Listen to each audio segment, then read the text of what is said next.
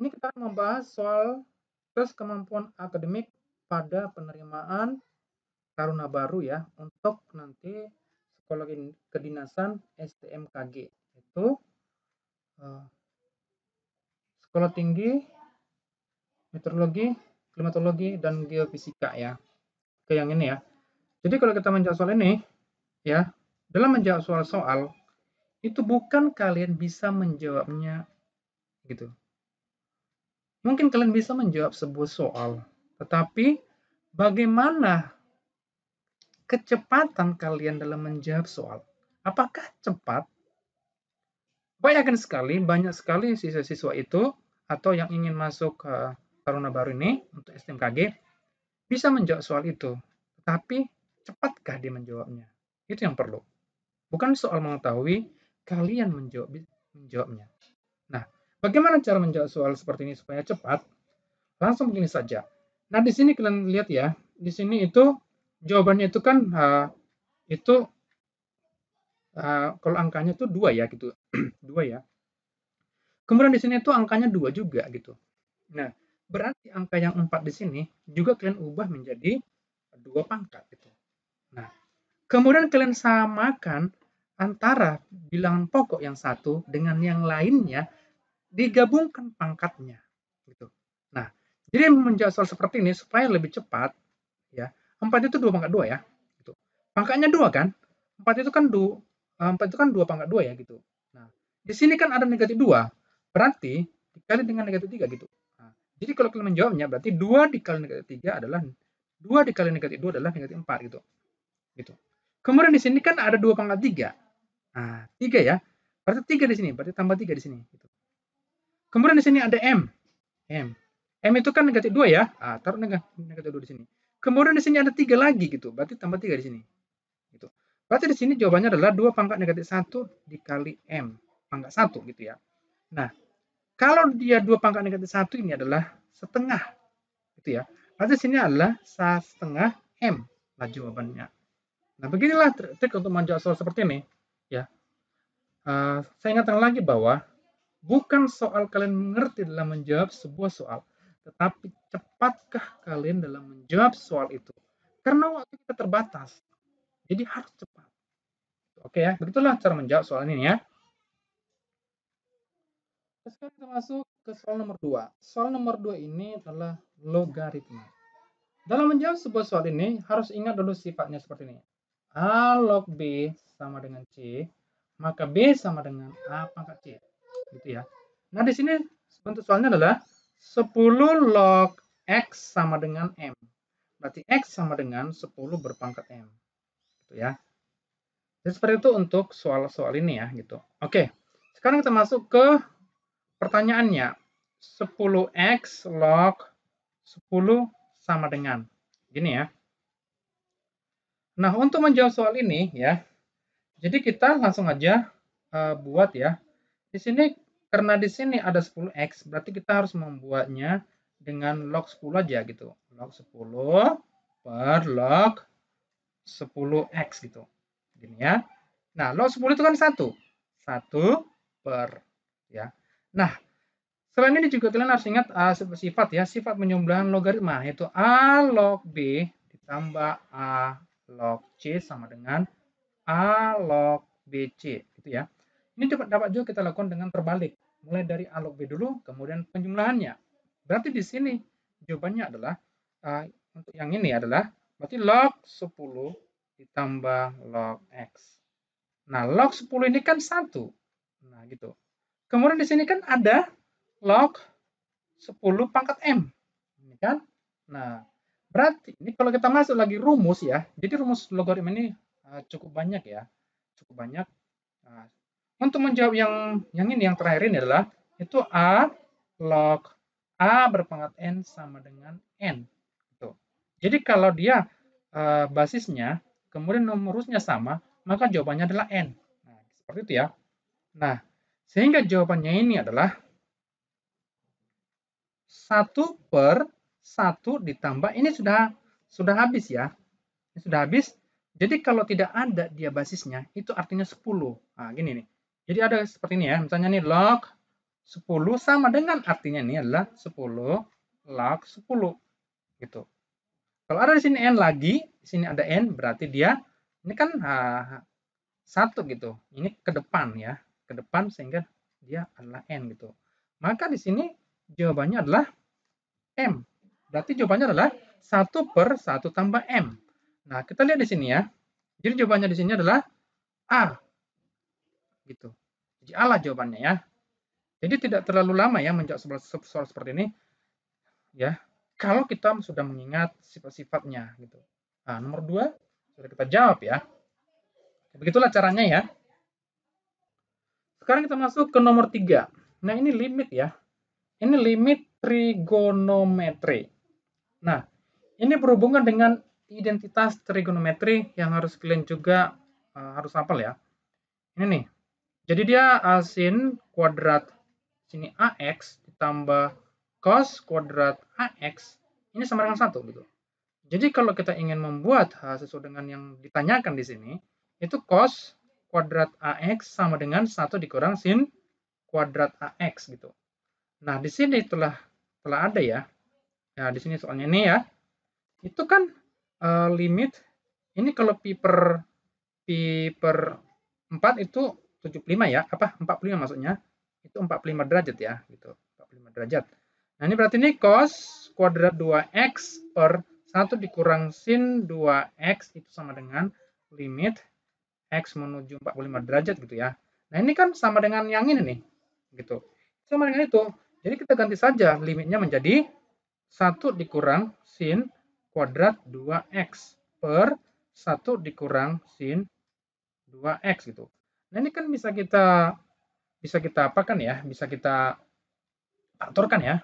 Limit x menuju 45 derajat. Nah, jadi nanti kalau kalian mengerjakan soal, ya jangan lagi ikut ini gitu ya. Jangan lagi ikut ini ya. Gitu. Kita harus bisa cepat gitu. Ya. Oke. Kemudian ini bisa kita potong menjadi 1 dikurang sin 2x, 1 ditambah sin 2x. Inilah faktornya yang di atas itu ya. Kemudian ini 1 dikurang sin 2x. Nah, yang ini bisa kita coret ya. Karena dia sudah sama ya. Sehingga dapatlah kita masukkan nilai 45 derajat ini ke sini. Nah, tinggal ini kan, berarti ini sin. Nah, kalau di sini ada x sama dengan 45 derajat, kemudian 2x berarti 90 derajat ya, gitu. Berarti sini sin 90 derajat. Nah, sin 90 derajat itu kan 1, berarti 1 ditambah 1 sama dengan 2 lah hasilnya. Itu ya. Nah, berarti di sini dapat kita lihat hasilnya di sini yang 2 ya. Gitu. Nah, gitulah cara menjawab soal seperti ini ya. Nah, ini tidak terlalu tidak susah, ini sangat mudah menjawabnya. Tapi ingat, kalian harus ingat yaitu rumus-rumus identitas trigonometri ya. Itu saja.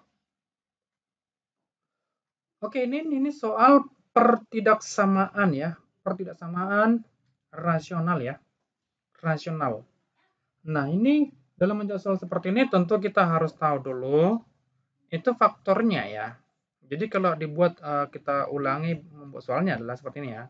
X dikurang 2, kemudian X kuadrat ditambah X dikurang 6.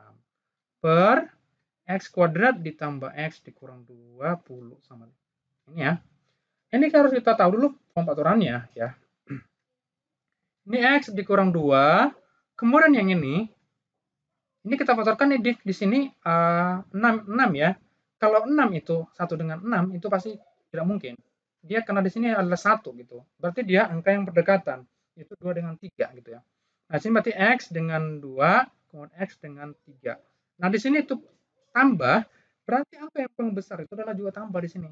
Nah, ini kan 2 dan 3, berarti angka besarnya adalah 3, berarti 3-nya lah yang jadi plus itu. Oke. Nah, di sini juga ada ya. Di sini 20 kan, di sini kemudian 1. Nah, ini dapat difaktorkan ya gitu. Ini dapat difaktorkan. Nah, ciri-ciri untuk mengetahui apakah dapat difaktorkan itu dari sini. X kuadrat. Kalau kita buat di sini, kita ke sini dulu sebagai bahan bahasan ya. Cocoran gitulah ya. X kuadrat ditambah X dikurang 20. Bagaimana cara mengetahui ini dapat difaktorkan atau tidak ya? Walaupun nanti di sini dapat kita ketahui bahwa X tambah 5 sini X dikurang 4 gitu ya. Nah, gitu jawabannya nih ya. Tapi bagaimana kita mengetahuinya? Misalnya nih ada sebuah persamaan kuadrat, tetapi kita tidak tahu apakah itu dapat difaktorkan atau tidak. Ya sudah, kita langsung buat aja nih di sini A sama dengan 1 gitu ya. Gini dia dulu apanya ya. Ini AX kuadrat ditambah BX tambah C gitu ya. Sedangkan D sama dengan B kuadrat dikurang 4AC gitu ya. Nah, di sini B-nya kan itu kan 1 ya. Ini kan B-nya 1 ya, berarti ini 1 kuadrat dikurang 4 kali A-nya 1 ya, berarti ini 1. C-nya itu kan minus 20 ya, gitu. Berarti ini 1 ditambah sini 80 ya. Berarti sini adalah 81. Nah, dan jika D ini adalah bisa menjadi dikodratkan, berarti itu dapat difaktorkan gitu. Di sini kan 9 pangkat 2 ya, jadi dapat difaktorkan gitu. Nah, gitu. Iya ya. Kemudian walaupun nanti kita menggunakan, kalau kita nggak ngerti lagi, gunakan rumus ABC ya. Rumus ABC. Nah, ini tapi yang ini kita tidak usah bahas rumus ABC ini karena soal ini dapat difaktorkan gitu ya. Oke, yang ini langsung aja masuk pembahasannya ya. Nah, di sini kan ada 2 ya. Di sini tuh ada 2, berarti kita gabungkan saja nih menjadi X dikurang 2 dikuadratkan X tambah 3 gitu. Kemudian di sini X ditambah 5, kemudian di sini X dikurang 4. Jadi, yang ini tuh nggak usah ikut lagi. Kenapa itu nggak usah ikut lagi? Karena dia pasti positif hasilnya gitu. Pasti positif. Jadi X dikurang 2 kuadrat ini, berapapun dimasukkan nilai X-nya, pasti positif. Jadi itu nggak usah lagi. Sehingga dia tidak akan berpengaruh terhadap tandanya nanti gitu. Ini kan tandanya kan lebih besar ya. Tandanya itu lebih besar gitu ya. Ini kalau kita taruh gini, itu lebih besar dari 0 gitu ya. Nah gitu ya. Nah gini. Ini ya. Besar dari 0 gitu. Nah, jadi kalau yang ini tinggallah yang satunya lagi gitu. Jadi yang ini kan negatif 3 ya. Negatif 3, ini itu kan negatif 5 ya. Ini setengah ini ada 4 ya gitu. Jadi kita buat garis bilangannya. Jadi kita taruh di sini ada 3 ya. 3. Kita taruh di sini ada negatif 5, 1 ya. Negatif 5, 1. Kemudian ada negatif 3. Jadi kita mulai dari angka yang terkecil sampai dia ke angka yang paling besar ke arah kanan gitu ya. Di sini 4 gitu. Nah, karena kebetulan di sini tidak ada 0 ya. Di sini kan tidak ada 0 ya. Berarti di sini kira-kira posisi nolnya di mana? Ada di sini ya posisi nolnya gitu ya. Di sini nolnya. Nah, kita hitung aja di sini. Ini kan di sini kan kalau kita ambil sini kan positif ya. Di sini positif, di sini negatif. Kita hitung negatifnya saja. Negatifnya berapa? 1. Berarti hasilnya kan kalau 1 kan berarti negatif aja kan? Kalau 1 negatifnya. Kan kalau dia 2 negatifnya berarti negatif kali negatif positif gitu kan? Karena dia 1, berarti di sini negatifnya berarti di sini hasilnya adalah negatif gitu. Ya. Kemudian di kiri kanannya itu lawan tandanya, berarti di sini positif gitu. Di sini positif ya. Kemudian lawan tandanya di sebelah kirinya adalah negatif juga gitu. Jadi selalu berlawanan tanda gitu ya untuk di sebelahnya gitu.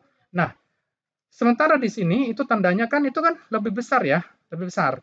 Berarti itu positif. Kalau dia lebih besar berarti itu positif. Nah, berarti di sini kita ambil yang positif dia gitu ya. Kita ambil yang positif di sini. Gini. Jadi himpunannya adalah yang positif. Sehingga untuk membuat himpunan penyelesaiannya adalah ini negatif 5. Kemudian karena di sini enggak pakai sama dengan ya. Oke, di sini enggak pakai sama dengan. Berarti ini kita tidak mengikutkan sama dengan di sini ya. Berarti ini langsung aja kita buat seperti ini. Di sini X, di sini negatif 3 atau X lebih besar dari 4 gitu. Jadi kalau kita lihat di sini jawabannya adalah itu jawabannya adalah D ya. Nah, kebetulan ini sudah ada di silang ya karena sudah dijawab sebelumnya juga ya gitu. Oke, ini ya. Nah, jadi beginilah cara cepat untuk menjawab soal seperti ini. Jadi kalian harus meningkatkan kemampuan faktorisasi gitu ya. Tanpa harus menggunakan rumus diskriminan ini gitu. Tanpa harus menggunakan ini. Jadi harus bisa gitu ya. Jadi nanti kalau ada pun nanti soal-soal dalam bentuk faktoran itu ada trik-triknya juga ya. Tapi kita saat ini belum ketemu soal itu ya. Oke, beginilah menjawab soal nomor 4 ini ya. Kemudian nomor 5 ini adalah soalnya cukup banyak ya. Nah, di sini dikatakan itu membuat sisa. Katakanlah sisa itu adalah SX sama dengan AX ditambah B gitu ya. Kemudian di sini ada fx-nya itu kalau kita ambil sini X sama dengan negatif 1 itu hasilnya 1 ya gitu. Kemudian saat dia untuk X-nya sama dengan ini ya. Di sini kalau Bapak kalau dijebarin seperti ini ya. Ini kan X tambah 1 ya. Jadi ini menjadi X sama dengan negatif 1 gitu. Untuk sisanya 1 gitu. Kemudian di sini ada 2X tambah 3. Berarti ini adalah X sama dengan negatif 3 per 2 untuk sisanya 2 gitu. Nah, jadi ini langsung aja kita ambil dari sini. Jadi ini kalau kita ambil yang ini, 2X kuadrat ditambah 5X tambah 3 itu pasti faktor dari ini, dari yang tadi ya, gitu. Ini, gitu. Pasti tuh. Gitu. Jadi ini 2x kuadrat 2 tambah 5x tambah 3. Jadi itu mengarah ke situ gitu. Nah, berarti yang ini langsung aja kita taruh menggunakan rumus ini gitu. Nah, ini. Sisanya di sini kan kita ketahui ini adalah sisa ya, ini sisa. Gitu. Nah, berarti di sini kalau kita masukkan pada saat x-nya sama dengan negatif 1 gitu ya, maka kita masukkan aja di sini. Itu jawabannya sisanya kan 1, berarti 1 sama dengan gitu. X-nya kan itu negatif 1 ya, berarti negatif A ditambah B. Kemudian kita masuk ke yang ini ya. Ini sekarang itu X sama dengan negatif 3 per 2. Maka ini sisanya kan negatif 2 ya, berarti negatif 2 sama dengan gitu. Kemudian di sini kita masukkan ke X-nya itu yang negatif 3 per 2, berarti di sini negatif 3 per 2A, kemudian ditambah B. Gitu. Karena di sini sama-sama di sini tambah B gitu ya. Berarti karena tandanya sama, berarti langsung kita kurangkan saja gitu. Nah, di sini ya. Jadi sini negatif 1 dikurang negatif 3 per 2 itu kan hasilnya kan setengah ya. Berarti sini setengah lah hasilnya gitu. Bukan yang ini maksudnya ya. Nah, maksudnya untuk yang ini tuh ya setengah A gitu ya. Kemudian di sini 1 dikurang negatif 2 berarti itu 3. Sehingga A sama dengan 2 kali 3 berarti 6 gitu ya.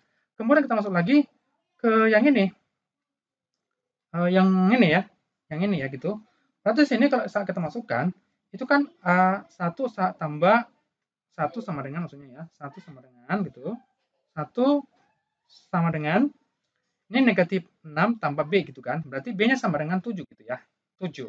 Nah, jadi untuk soal seperti ini X sama dengan itu AX tambah B sudah dapat ya. A-nya itu kan 6. X. B-nya kan positif 7 berarti inilah jawabannya. 6x tambah 7. Kita cari di sini 6x tambah 7. Nah, kira-kira yang mana? 6x tambah 7 berarti di sini. Nah, ini tidak susah ya. Beginilah cara menjawab soal seperti ini ya. Jadi, tidak susah. Ya. Jadi kita harus memang benar-benar paham bagaimana trik-trik menjawab soal seperti ini. Gitu. Oke, begitulah caranya ya.